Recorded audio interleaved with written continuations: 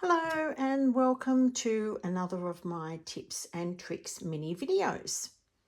So as you can see, this time we're going to be talking about die cutting and specifically die cutting intricate dies.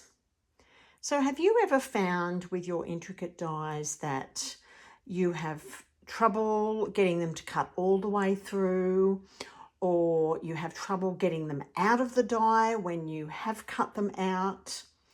So today I'm going to show you a couple of tips to improve those results. So I've got my die cutting machine here. Put my plates in. So first of all, I'm going to use this small leaf die. And I'm going to talk about how to make sure it cuts out perfectly the first time. Now, I don't often have that problem with this machine, but I know with another older machine that I used to have to run it through multiple times and move it to different positions. So I'm going to do that just in case you have that problem. So one of the things that you can do is, I'm going to tape that down and you'll see why in a minute. I'm going to put my top plate on.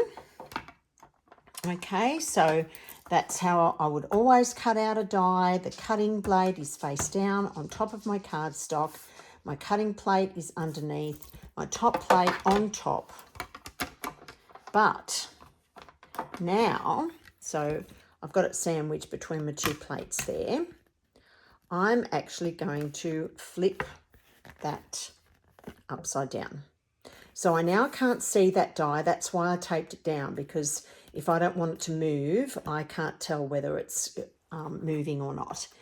And the reason that this gives a better result is because the die cutting, the blade on the die cut is now facing up, and it is closer to the rollers that put the pressure on the die to cut it out. So you get a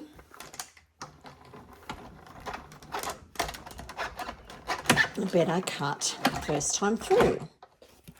So if that is one of your issues, I highly recommend doing intricate dies that way. Any other dies that you have trouble with, of course, as well. Now, the other issue that we can sometimes have is, let's just say that die is jammed in there and it won't come out, which is really annoying, really frustrating.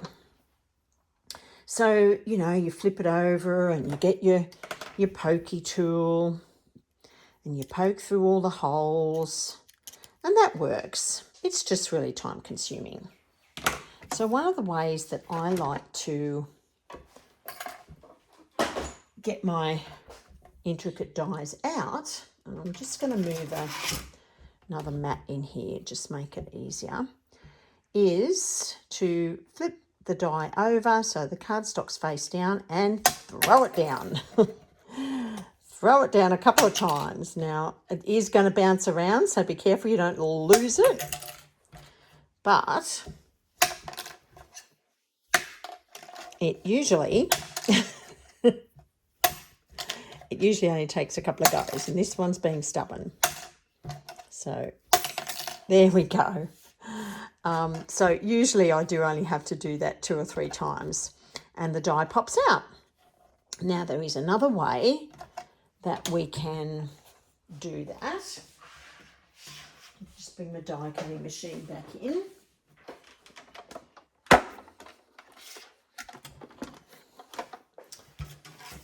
Okay, put my die back in there on the cardstock.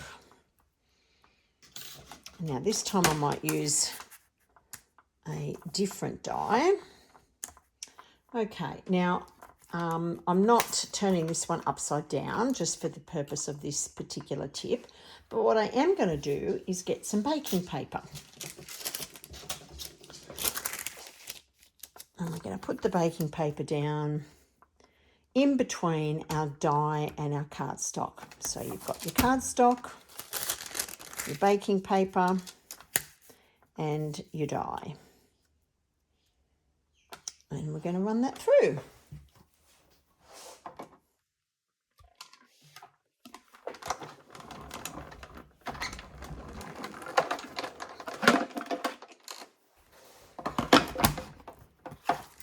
And already that die has just lifted straight off because the baking paper has provided that extra layer.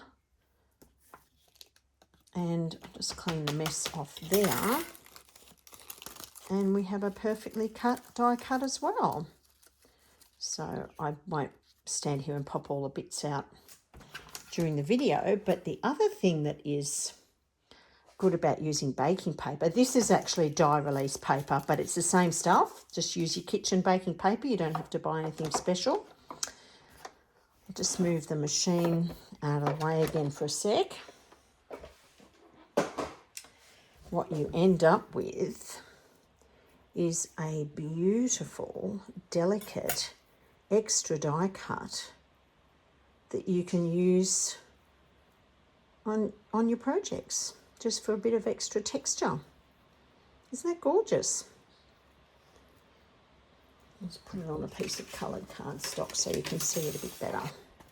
There we go. Now, because that's die release paper, it had a pattern on it, which I don't mind. But as you can see, wouldn't that look gorgeous on a project? So that is that tip. Let me just read my... yes, one more die cutting tip. So this isn't for intricate dies. This is for when you have really straight edge dies. Okay, so you've got a label or a shape of some kind that has really straight edges.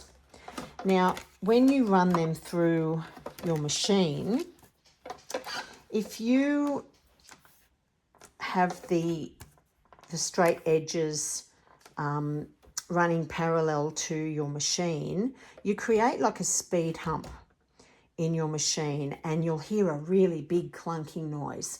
Now, nothing's broken, but it does actually place more stress on your machine, no matter what machine you have.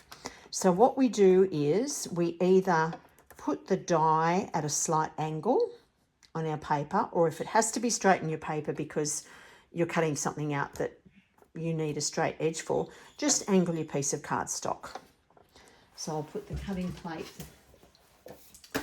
the top plate on there, and we'll run that through, and you will notice there is no speed hump noise either at the top edge or the bottom edge as it goes through either. Smooth as smooth as smooth.